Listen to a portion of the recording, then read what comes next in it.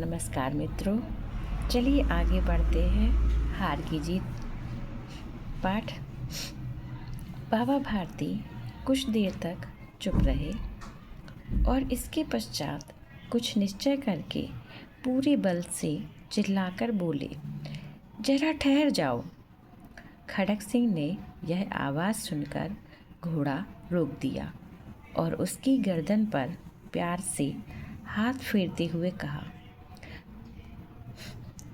बाबा जी, यह घोड़ा अब ना दूंगा, परंतु एक बात सुनते जाओ। खड़क सिंह ठहर गया। बाबा भारती ने निकट जाकर उसकी ओर ऐसी आंखों से देखा जैसे बकरा कसाई की ओर देखता है और कहा, यह घोड़ा तुम्हारा हो चुका है। मैं तुमसे इसे वापस करने के लिए ना कहूँगा, परंतु खड़क सिंह, केवल एक प्रार्थना करता हूँ, उसे अस्वीकार ना करना, नहीं तो मेरा दिल टूट जाएगा।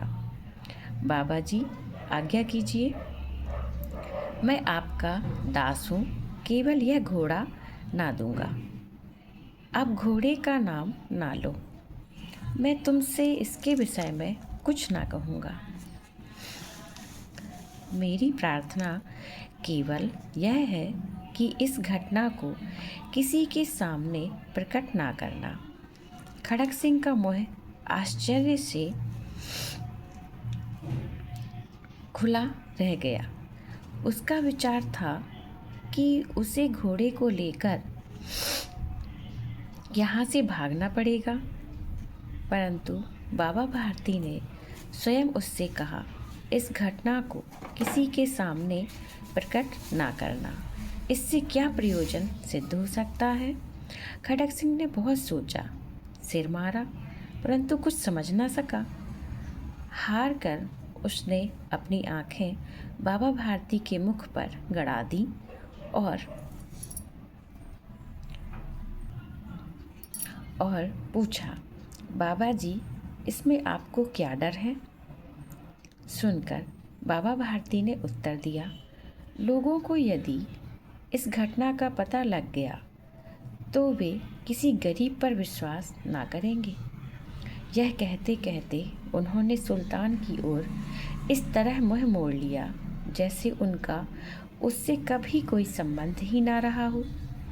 बाबा भारती चले गए, परंतु उनके शब्द खड़क सिंह के कानों में उसी प्रकार गूंज रहे थे। सोचता था, कैसे ऊंचे विचार हैं, कैसा पवित्र भाव है। उन्हें इस घोड़े से प्रेम था। इसे देखकर उनका मुख फूल की नाई खिल जाता था। कहते थे, इसके बिना मैं रह ना सकूंगा। इसकी रखवाली में वे कई रात सोए नहीं, भजन भक्ति ना कर रखवाली करते रहे, परंतु आज उनके मुख पर दुख की रेखा तक न दिखाई पड़ती थी। उन्हें केवल यह ख्याल था कि कहीं लोग गरीबों पर विश्वास करना ना छोड़ दें। ऐसा मनुष्य नहीं, देवता है। रात्रि के अंधकार में खड़क सिंह बाबा भारती के मंदिर में पहुंचा। चारों ओर सन्नाटा था। आकाश में तारे टिमटिमा रहे थे। थोड़ी दूर पर गांव के कुत्ते भौंक रहे थे। मंदिर के अंदर कोई शब्द सुनाई ना देता था। खड़क सिंह सुल्तान की बाग पकड़े हुए था। वह धीरे धीरे अस्तबल के फाटक पर पहुंचा। फाटक खुला पड़ा था। किसी समय बाबा भारती स्वयं लाठी लेकर पहरा देते थे, परंतु आज उन्हें किसी चोरी, किसी डाके का भय ना था। खड़क सिंह ने आगे बढ़कर सुल्तान को उसके स्थान पर बांध दिया और बाहर निकलकर सावधानी से फाटक बंद कर दिया। इस समय उसकी आँखों में नेकी के आंसू थे। इस समय उसकी आंखों में नेकी के आंसू थे। रात्रि का तीसरा पहर बीत चुका था। चौथा पहर आरंभ होते ही बाबा भारती ने अपनी कुटिया से बाहर निकल ठंडे जल से स्नान किया। उसके पश्चात इस प्रकार जैसे कोई स्वप्न में चल रहा हो, उनके पांव अस्तबल की ओर बढ़े, परंतु फाटक पर पहुंचकर उनको अपनी भूल प्रतीत हुई।